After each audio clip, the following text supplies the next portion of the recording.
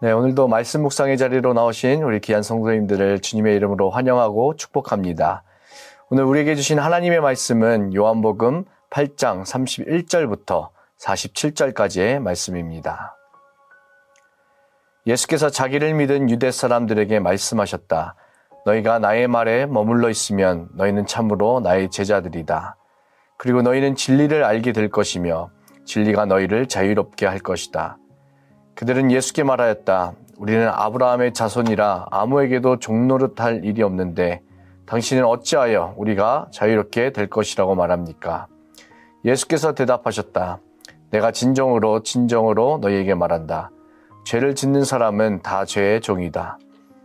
종은 언제까지나 집에 머물러 있지 못하지만 아들은 언제까지나 머물러 있다. 그러므로 아들이 너희를 자유롭게 하면 너희는 참으로 자유롭게 될 것이다. 나는 너희가 아브라함의 자손임을 안다. 그런데 너희는 나를 죽이려고 한다. 내 말이 너희 속에 있을 자리가 없기 때문이다. 나는 나의 아버지에게서 본 것을 말하고 너희는 너희의 아비에게서 들은 것을 행한다. 그들이 예수께 말하였다. 우리 조상은 아브라함이요. 예수께서 그들에게 대답하셨다.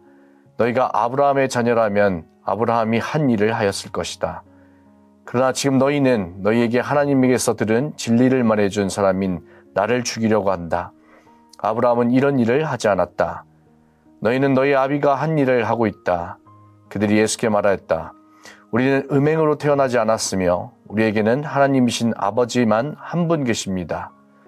예수께서 대답하셨다. 하나님이 너희 아버지라면 너희가 나를 사랑할 것이다. 그것은 내가 하나님에게서 와서 여기에 있기 때문이다.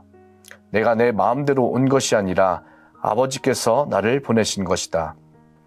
어찌하여 너희는 내가 말하는 것을 깨닫지 못하느냐? 그것은 너희가 내 말을 들을 수 없기 때문이다. 너희는 너희 아비인 악마에게서 났으며 또 그 아비의 욕망대로 하려고 한다. 그는 처음부터 살인자였다. 또 그는 진리 편에 있지 않다. 그것은 그 속에 진리가 없기 때문이다. 그가 거짓말을 할 때에는 본성에서 그렇게 하는 것이다. 그는 거짓말쟁이이며 거짓의 아비이기 때문이다. 그런데 내가 진리를 말하기 때문에 너희는 나를 믿지 않는다. 너희 가운데서 누가 나에게 죄가 있다고 단정하느냐? 내가 진리를 말하는데 어찌하여 나를 믿지 않느냐? 하나님에게서 난 사람은 하나님의 말씀을 듣는다. 그러므로 너희가 듣지 않는 것은 너희가 하나님에게서 나지 않았기 때문이다. 아멘. 네, 오늘 본문 말씀 중에서도 오늘은 우리가 마지막 말씀인 47절에 한번 집중하여서 살펴보려고 합니다. 우리가 47절을 다시 한번 볼까요? 하나님에게서 난 사람은 하나님의 말씀을 듣는다. 너희가 듣지 못하는 것은 너희가 하나님에게서 나지 않았기 때문이다. 라고 예수님께서 말씀하고 있습니다. 오늘 말씀을 잘 살펴보면 하나님의 말씀을 듣는 사람이 하나님에게서 난 사람이다 라고 하지 않고 하나님에게서 난 사람이 하나님의 말씀을 듣는다고 말씀하고 있어요. 예수님께서 강조하시고자 한 것은 하나님에게서 난 사람은 하나님의 말씀을 듣는다는 것입니다.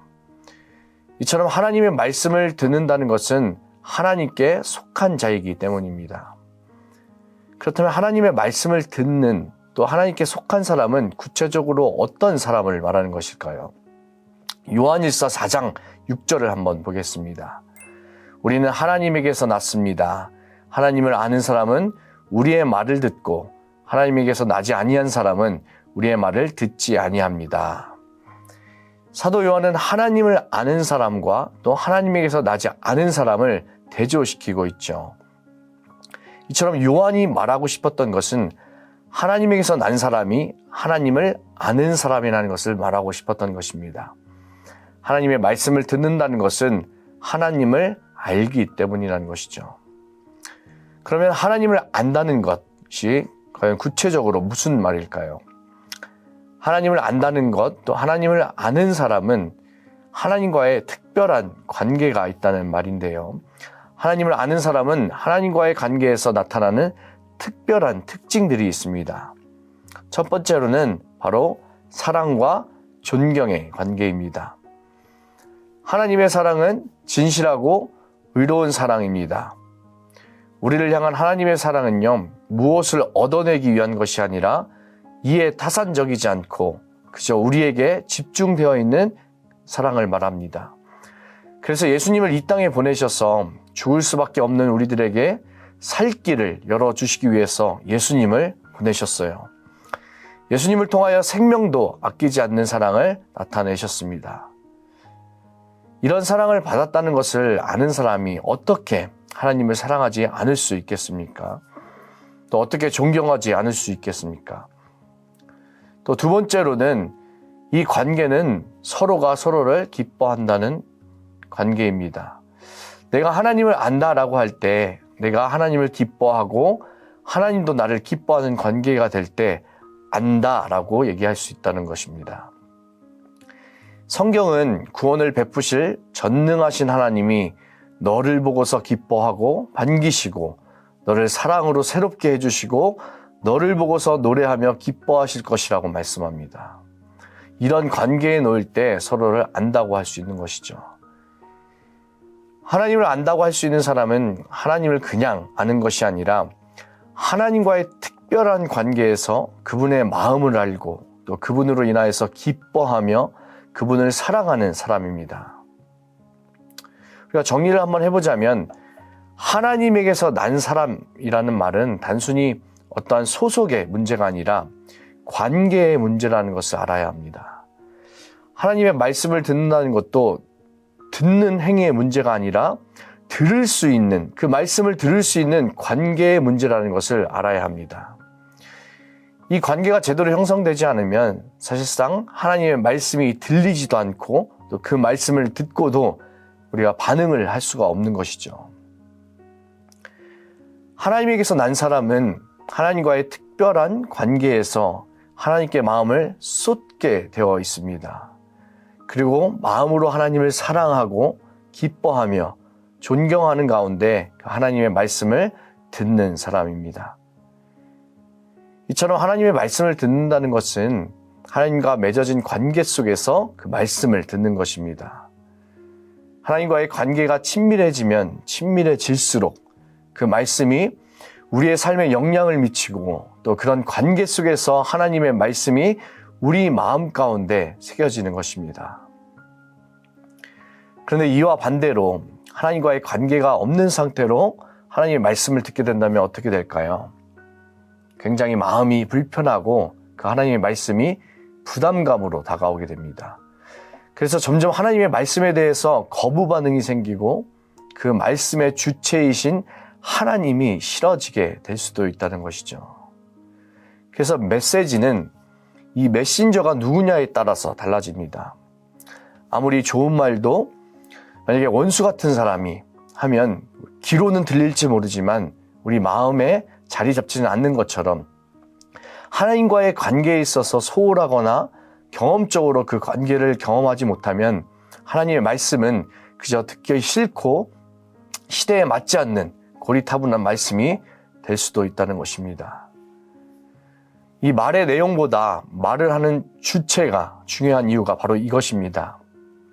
나와 특별한 관계에 있는 대상일 때 우리는 쉽게 마음이 열리죠. 하나님에게서 난 사람은 바로 이러한 관계 속에서 말씀을 듣기 때문에 그 말씀을 듣는 것이 즐겁고 또 그 말씀에 귀 기울이게 되고 바로 그 관계 속에서 하나님을 바라볼 수 있게 됩니다. 그래서 하나님과의 이러한 관계 속에서 말씀을 듣는 사람이 받는 은혜가 있습니다. 바로 그 말씀 가운데서 하나님을 발견한다는 거예요.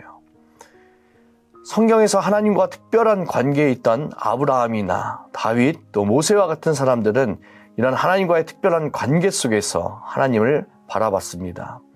자신과의 특별한 관계를 갖고 있는 하나님을 바라봤습니다. 오늘 저와 여러분이 오늘 하나님의 말씀을 들을 때마다 그 말씀 가운데 계시는 하나님을 바라볼 수 있는 은혜를 받기를 원합니다. 그 말씀 가운데서 하나님의 마음을 볼 수 있기를 바랍니다. 우리 마음 가운데 하나님을 사랑하는 마음을 가지고 또 하나님의 말씀 앞에 우리의 마음이 열리기를 간절히 소망합니다. 하나님께서 우리를 향해 쏟으시는 그 사랑을 알면 우리 역시도 사랑으로 반응할 수밖에 없습니다. 나를 향한 사랑과 나를 붙드시는 거룩한 사랑을 우리가 진정으로 알게 될 때 나를 사랑하시는 그 하나님의 말씀에 기꺼이 순종하기를 원하는 마음이 우리 가운데 일어날 것입니다. 하나님의 말씀의 즐거움으로 기꺼이 순종하기를 힘써 우리 삶으로 그 말씀을 살아내는 주의 백성들이 다 되시기를 주님의 이름으로 축복합니다. 이렇게 기도하겠습니다. 살아계신 아버지 하나님 감사합니다. 우리를 위해서 예수 그리스도를 이 땅에 보내셔서 살 길을 열어주시고 죽기까지 사랑하시는 그 놀라운 사랑에 진심으로 감사를 드립니다. 아버지 하나님, 우리 마음 가운데 우리가 주님을 사랑하는 마음이 넘쳐나게 하여 주시옵소서. 주님과의 다른 그 무엇과도 비교할 수 없는 특별한 관계 속에서 주님을 알게 하시고 그 특별한 관계 안에 있는 주님의 말씀에 기꺼이 순종하기를 원하며 우리의 삶으로 말씀에 반응하는 은혜를 더하여 주시옵소서. 감사드리며 이 모든 말씀 예수님의 이름으로 기도드립니다. 아멘.